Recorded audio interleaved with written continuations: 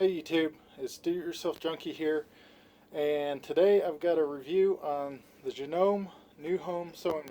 Got this one kind of by accident. I was hoping for a Janome 3000 HD, but have this to review instead.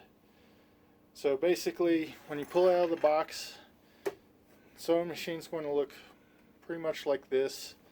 There'll be a piece of paper under here, and then if you remove this, inside here you have tool storage with a plastic bag.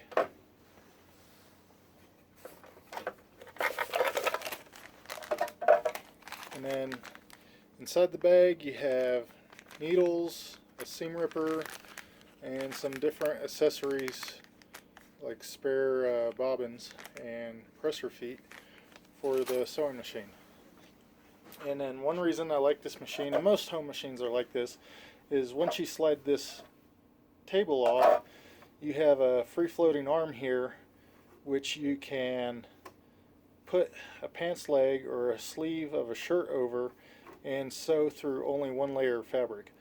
Most heavy-duty industrial machines, you can't do that. If you try to sew through a pants leg or something, you'll be going through both pieces of fabric, because most of them don't have this removable tray, they just have a table. Anyway, setup's fairly straightforward. You will have this foot pedal, and one end plugs into a wall outlet, and then the other end plugs into the machine, and this just goes on the floor. So to plug that in, you just insert it over here, and then this also has an on-off switch, so make sure it's turned off, and then plug your machine into the wall. And from there you're going to want to wind thread on a bobbin first, which the bobbin is located down here. Here's the bobbin holder, and then it comes with a plastic bobbin inside. And that's really one of the few complaints I have about this machine. I really don't like the plastic bobbins, and part of it comes back to how I was taught to adjust the tension on your bobbin holder for the bottom thread, and I think the plastic bobbin makes it fairly difficult to do it the way I was taught. But I'll go over setup in another video. This is more of just a review. So as part of that review, I'm going to sew through some stuff that this machine probably wasn't meant to sew through. Luckily for me, I have a different bobbin holder that fits this machine, and a metal bobbin with some thread already wound up on it. So I'm going to insert that real quick, thread the machine, and then from there I'm going to get some webbing and some 1000 denier fabric to sew through and see just how many layers we can punch through with this machine. Okay, so I have the machine threaded, and I have a piece of 1000 denier Cadora in here, and I've folded it over 4 times, so that's 1, 2, 3, 4, 5, 6, 7, 8 layers of this material, which is way more than I would ever sew through. I think the most I've sewn through is maybe 4 to 6, so we'll see how it does.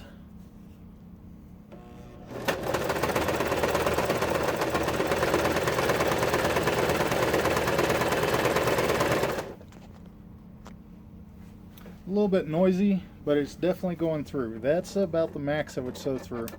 That's pretty impressive though, just for a home machine, not something that's heavy duty. And I have the stitches set quite large, it looks like. A little bit of mess up here starting, but I was just running it, letting it run by itself. I wasn't trying to control it or anything because I was holding on to the camera. So pulling on your thread as you start your stitching would stop that from happening. But it went through all 8 layers. Okay, so here is a piece of 1-inch webbing. It's normal webbing that you'll find on like backpacks and stuff. I've got it in there started, and after that Cadora, I expect it to zip through this no problem. We're only doing 2 layers, which is about what I normally sew together. It's just 2 layers. And again, we're doing just 2 layers. Absolutely no problem for it. So let's get this out of the machine, and then I will fold it over and we'll go through 4 layers. Okay, so I've got 4 layers in here. Basically, I took the piece that I already sewed and doubled it over, and if you can see here, the presser foot is having trouble like even getting on top of this. So I'm not too sure this is a good idea to attempt with this machine, but we'll go ahead and see what happens. And it just went through 4 layers. And that barely fit under the presser foot, so really I don't think I can do any more than that. That's pretty decent for a home machine. And the stitching is nice and even. There's a little mess up, but totally my fault. No problem. I did take this machine apart to make an adjustment to it that probably won't be needed for most people. And just in case you're wondering, the reason I took it apart to make an adjustment was I needed to turn the top tension up higher than what it would go, and the only way to do that is to get inside the machine. And part of it is the Cadora and the webbing that I'm normally sewing together requires a higher tension, but then also I'm using T70 thread, which requires a higher tension setting to be properly set. And I'll show you, like in a how to sew video, next video, how to do the setup and how to properly adjust that tension for both the top and the bottom thread. Some other stuff that I like is it does have interchangeable feet, and they pop off real easy. The needles are designed in such a way you can only put them in one way, and then it has a guide on how to thread it, so you almost don't even need to open up the owner's manual. And then it can do buttonholes as well as 7 different stitches, 14 if you count the stretch stitch setting, which basically it does normal stitch down the middle of the presser foot, normal stitch to the left side of the presser foot, a zigzag, a multiple stitch zigzag, and then these basically, the picture represents the shape of it, and so there's a whole bunch of stitching with a kick out here, and I think those are for like doing some sort of hem, like maybe a hidden hem or something.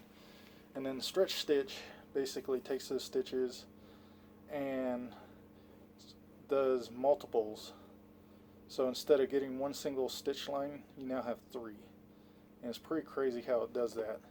And then same thing with zigzag. Instead of getting one single stitch line, now you have 3 stitch lines being laid down.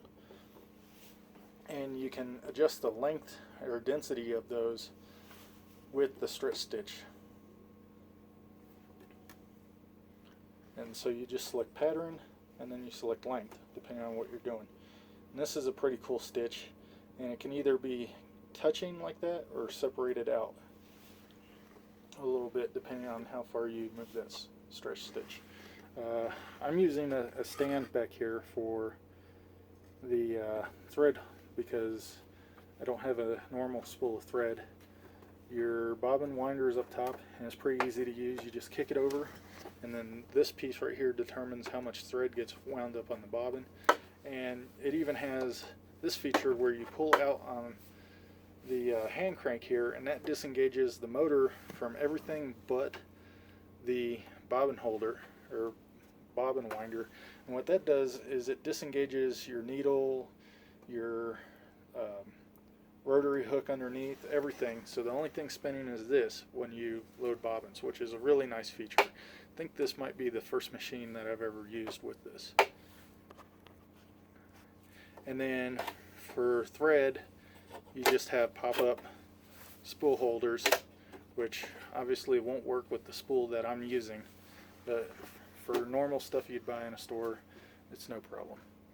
And then obviously reverse button, foot pedal, and it also has some tick marks here for seam distances, and it has both metric and English units. And then, like I said before, this adjusts the top tension. So I mean, it's a great machine. In fact, when I took it apart, I was surprised to see that most of the key components inside are metal. There's a few plastic pieces, but those pieces don't have to be metal for this to be a great machine. As opposed to a Singer Inspiration that I took apart, where the top to bottom timing was set up using a drive belt. And on the machine I was using, I tried to go through something thick, and the drive belt slipped, and that screwed up the top timing versus the bottom. So when the needle was coming down, the rotary hook was in the wrong position. So I had to take it apart and fix it before I could finish what I was sewing. And I didn't think I was sewing too thick of an item, not anything close to compared to what I just did. So I definitely recommend this, or if you want to step up to maybe sewing leather or thicker material, I definitely recommend the 3000 HD, which eventually I might get one, especially after seeing how this one is built versus that Singer Inspiration that I'm talking.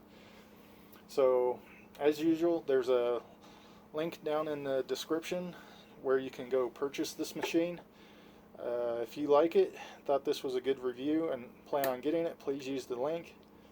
It does give me a little bit of commission, but we're talking like 50 cents or something, not enough for me to sell something that I wouldn't personally use. And with all my reviews, it's stuff that I personally would use, and if it's something that I eventually have to be replaced due to me wearing it out, I would not hesitate to buy another one. Although this one should really last you a lifetime. Hope you enjoyed the video. Hit the subscribe if you want to see more of these. Hit the like button. That helps me to decide what type of videos that I'm going to shoot. And check out some of my other reviews. Have a good day.